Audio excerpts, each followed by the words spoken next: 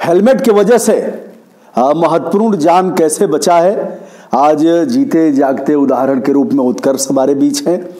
आप सभी को बताते चलें दोस्तों, अभी इनका कल ही दुर्घटना हुई है और हेलमेट की वजह से इनकी जान बच गई है। यद्यपि की चोट बहुत आई है, मोटरसाइकिल भी इनकी खराब हो गई है पूरी तौर पर, जिसे आप देख रहे हैं।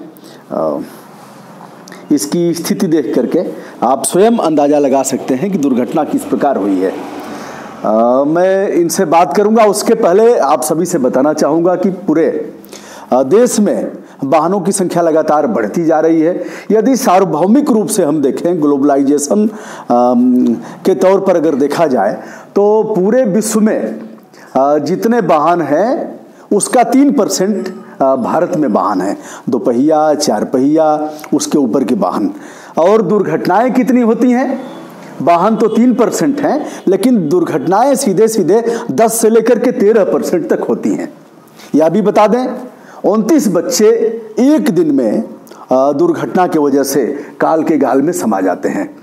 10 वर्षों में 1.5 लाख लोगों का जीवन, बहुमूल्य जीवन नष्ट हुआ है। 53 घटनाएं रोज होती हैं। यह आंकड़े हैं मोटे मोटे। भयावह स्थिति इससे भी पृथक है। उत्कर्ष है हमारे बीच। मैं पूछना चाहूँगा कि कैसे दुर्घटना हुई और कैसे तुम्हारा जान बचा? मित्रों, सुबह का समय था जब हम परीक्षा देने के लिए निकले थे अपने घर से गाज़ीपुर के लिए, और हंसराजपुर के आगे गए हम, पेट्रोल पंप के आगे। तो 7:30 बज रहा था, मेरा 8 बजे पेपर था। तो हंसराजपुर से गाज़ीपुर जाने में 40 मिनट लग जाता है। तो हम थोड़ी बाइक तेज़ चला रहे थे, मेरी स्पीड रही होगी 60, 65, 70, यही स्पीड चल रही थी। अचानक मेरे सामने एक कुत्ता आ गया और उसको बचाने के चक्कर में मैं एक साइकिल वाले से जाके लड़ गया। उसके बाद हम 50 मीटर तक रोड पे ऐसे घिसते हुए गए। बस हम हमारी जो जान बचने की एक ही वजह है कि हमने गलती से हेलमेट पहन लिया था। मैं हेलमेट पहनता नहीं हूँ, मेरे थोड़े हेयर स्टाइल है, तो हम थोड़ा ये सोचते थे कि हेयर स्टाइल खराब हो जाएगा। बेटा तुम्हारा थोबड़ा तो बिगड़ गया होता, हेयर स्टाइल की ऐसी की तैसी हो जाती। दिखा रहे हैं वो जो हेलमेट हमारा है, यह है हेयर स्टाइल न बिगड़े, इसलिए हेलमेट नहीं लगाना है। ये हेलमेट है मेरा, मैंने इसलिए लगा लिया था, सुबह की ठंडी लग रही थी बहुत तेज़, तो मैंने लगा लिया था। और ये हेलमेट पे स्क्रैचेस आई हैं और इसके शीशे उसे टूट के निकल गए हैं।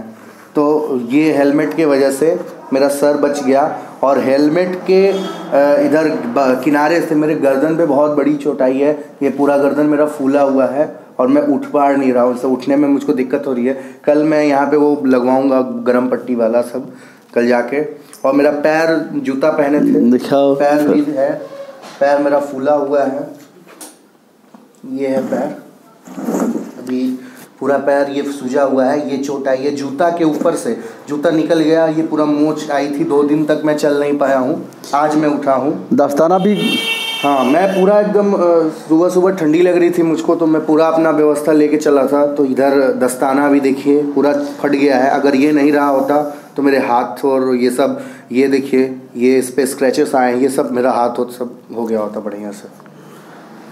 तो बहुमूल्य जीवन बचा है, इसके लिए क्या संदेश देना चाहते हो? क्या आप भी हेयर स्टाइल का ध्यान दोगे और फिर क्या करोगे? अब मैं अपने तो साथ साथ मैं बहुत बड़ा लापरवाही करता था और साथ में यातायात नियमों का एकदम से धज्जी उड़ा दिया था। लेकिन आज के बाद जिस दिन मेरा एक्सीडेंट हुआ और मैं घर पे आया, मुझे डांट पड़ी और जैसा कि सब लोग बोले, तो मैं अपने मन में ये एक संकल्प लिया कि आज के बाद अगर मैं गाड़ी उठाऊंगा तो मैं हेलमेट साथ में लेके ही चलूँगा, बिना हेलमेट के ड्राइविंग नहीं करूँगा। कई बातें छन करके आई हैं। एक तो परीक्षा है तो समय से निकलना चाहिए।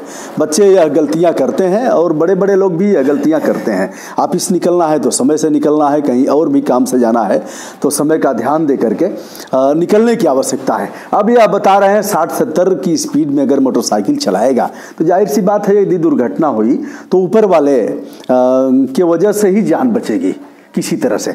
हमारे बीच हमारे साथ श्री रमेश यादव जी हैं, जो जिला पंचायत के मेंबर भी रहे हैं, वर्तमान में जिला पंचायत प्रतिनिधि हैं, इनकी पत्नी हैं मेंबर, विद्यालयों के संचालक भी हैं।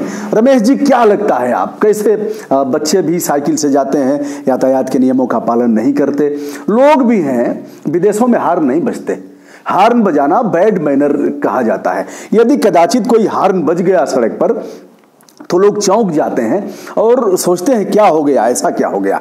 तो इधर लगातार हार्न का बजाना, लोगों के यातायात के नियमों का पालन न करना, अगर रेलवे क्रॉसिंग पर फाटक गिर गया सभी हार्न बजाए जा रहे हैं, सेना दोनों तरफ डट जाती है। एक अध्यापन कार्य से जुड़े हुए और जनप्रतिनिधि होने के नाते क्या कहना है आपका इस परिप्रेक्ष्य में? इस परिप्रेक्ष्य में यह मैं कहना चाहूँगा कि हमारे देश में सड़कें बहुत खराब थी। वर्तमान में जो सड़कों का परिदृश्य देखने को मिल रहा है, कहीं न कहीं चमचमाती हुई सड़कें हमें चलने को मिल रहा है, लेकिन सड़कें तो अच्छी हो गई, लेकिन हमारी सोच अभी कहीं न कहीं उसी तरह है जैसे हम गड्ढों में चला करते थे। जब जाहिर सी बात है कि सड़कें अच्छी हैं तो स्पीड में गाड़ियाँ चलती हैं, स्पीड में गाड़ियाँ चलती हैं, लेकिन चलाने वालों को आभास नहीं होता है कि मैं इतने तेज़ चला रहा हूँ। आभास तब होता है जैसे उत्कर्ष जी जैसे लोगों को जब एक्सीडेंट होता है, कोई दुर्घटनाएं होती हैं, तो उन्हें एहसास होता है कि हमारी स्पीड बहुत ज़्यादा थी, हमें इतने स्पीड में गाड़ियां नहीं चलाना चाहिए। विशेष रूप से नव युवकों का जो स्थिति है वो तो बहुत ही भयावह है। यह देख करके मन में बहुत ऐसी उत्कंठा होती है कि इसके लिए कुछ किया जाए, लेकिन कहीं कहीं टोका टाकी करने में भी इसको लोग बुरा मानते हैं। विशेष रूप से इसके लिए गार्जियन को आगे आना चाहिए, क्योंकि ये जीवन बहुत बहुमूल्य है जो जीवन हमें मिला है। अगर कुत्ते की मौत हम मरते हैं तो निश्चित रूप से यह बहुत ही निकृष्ट होगा। रमेश जी, यूरोपियन कंट्री की अगर बात किया जाए, हमारे साथ कई दोस्त जुड़े हैं, वहाँ जो बच्चे जाते हैं विद्यालय सभी हेलमेट लगा करके साइकिल से जाएंगे, हेलमेट लगा करके जाएंगे। तो क्या आपसे भी मैं इस बात की अपेक्षा करूंगा कि आप बच्चों को प्रेरित करेंगे, और जिस दिन हेलमेट लगा करके बच्चे निकल गए उस दिन यकीन मानिए लोग उससे प्रेरणा लेंगे और बच्चों में भी इस तरह की भावना, उत्कट भावना प्रस्फुटित होगी। नहीं, ऐसा तो जरूर करना चाहिए। हम लोग भी अब इसके लिए जो है चाहिए तो ये कम से कम विद्यालयों में इसके लिए हफ्ता में एक बार जागरूकता पैदा किया जाए। यह चाहे सरकारी विद्यालय हो चाहे प्राइवेट विद्यालय हो, कहीं भी इस प्रकार का अवेयरनेस का कार्यक्रम नहीं चलाया जाता है। सरकार का जो कार्यक्रम चलाया जाता है केवल कागजों में चलाया जाता है। इसके लिए जन जागरूकता की जरूरत है, यह बहुत ही जरूरत है, बहुत ही जरूरी है, क्योंकि बहुत ऐसे मौतें होती हैं जिससे तो वो परिवार बर्बाद होता है। साथ ही हम सोचते हैं कि केवल एक परिवार का आदमी गया, लेकिन कहीं न कहीं उससे पुलिस प्रशासन से लेकर आम जनता, कहीं कहीं ऐसी दुर्घटनाएं हो जाती है। लोग रोड जाम करते हैं तो फिर उसमें बड़ी बड़ी दुर्घटनाएं हो जाती हैं। फिर उसमें रोडवेज की बसें, सरकारी बसें, यहाँ तक ट्रेनों तक लोग फूंकते हैं, ऐसी नौबत आ जाती है तो निश्चित रूप से सरकार की बहुत क्षति होती है, और वो क्षति सरकार का क्या आम आदमी को होती है।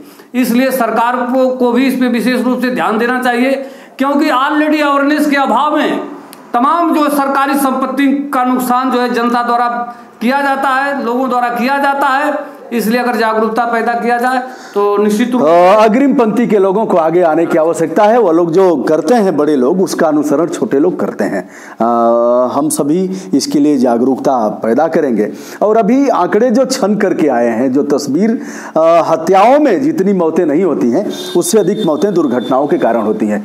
एक बार फिर बताओ लोगों से, क्या फिर भी अभी यह गलती की जाएगी? नहीं है। और मैं आप सभी लोगों से ये अनुरोध करता हूँ हाथ जोड़ के कि अगर आप लोग घर से बाहर निकलिए बाइक पर तो हेलमेट ज़रूर पहनिए, क्योंकि आज मैं खुद ये महसूस कर रहा हूँ कि वो अगर मैं हेलमेट नहीं लिया होता तो आज शायद मैं आपके सामने इस तरह बात नहीं कर पाता। तो चलिए, मैं भी एक अपील करूंगा। 10 बार दुर्घटनाओं का शिकार मैं भी हुआ हूँ। 10 क्या मतलब 1 दर्जन से अधिक बार, और बहुत बार टाँके लगे हैं, कई बार कट गया।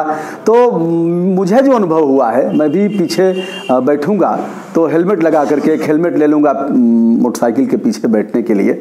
एक हेलमेट साइकिल वाला है, साइकिल तो चली गई। अब देखता हूँ वो हेलमेट भी है, उससे भी काम लूँगा। मैंने जो अनुभव किया है, यदि आपके पैर में जूते हैं तो आपका पैर बच सकता है, जैसा कि इनका पैर बचा है। तो जब भी आप मोटरसाइकिल पर निकलें तो आप जूते जरूर पहन लें। जूते से आपके पैरों की सेफ्टी होगी और दुर्घटना में कम से कम आपके पैर जख्मी होने से बचेंगे। बहुलता में ऐसा देखा गया है। एक बार सभी तमाम जो देश विदेश के हमारे मित्र हैं उनसे सभी से अनुरोध करना चाहूँगा, स्वयं के आचरण में परिवहन के नियमों को ढालते हुए अपने बच्चों को भी सीख देने की आवश्यकता है। जीवन बड़ा बहुमूल्य है और इसे व्यर्थ में नष्ट नहीं करना है। तमाम लोगों ने दुर्घटनाएं देखा होगा, यह कुचल जाता है और कैसे कैसे कुछ रहता ही नहीं, ऐसे पैर हाथ अलग अलग हो जाते हैं। तो ऐसे बचने की आवश्यकता है। आज हमने पुनः अपने फंडामेंटल ड्यूटी का पालन किया। यह संविधान सम्मत प्रत्येक व्यक्ति का कर्तव्य है। अनुच्छेद 51 क में जो बात उल्लिखित की गई है उस ड्यूटी का पालन आज हम सभी कर रहे हैं। सभी के प्रति विनम्र भाव से नमस्कार। और जिन मित्रों को बात करनी होगी वह सभी अपने कमेंट के साथ अपने मोबाइल नंबर अंकित कर देंगे। मैं सुविधानुसार सभी से बात अवश्य करूंगा। यदि अभी तक आपने हमारे YouTube चैनल को सब्सक्राइब नहीं किया हो तो मैं आपसे चाहूँगा आप सब्सक्राइब, लाइक तथा शेयर कर हमारा मनोबल बढ़ाएं और आपको नित्य प्रति इस तरह की तमाम जानकारियों से हम अवगत कराते रहेंगे। धन्यवाद, ढेर सारी शुभकामनाएं, मंगल कामना।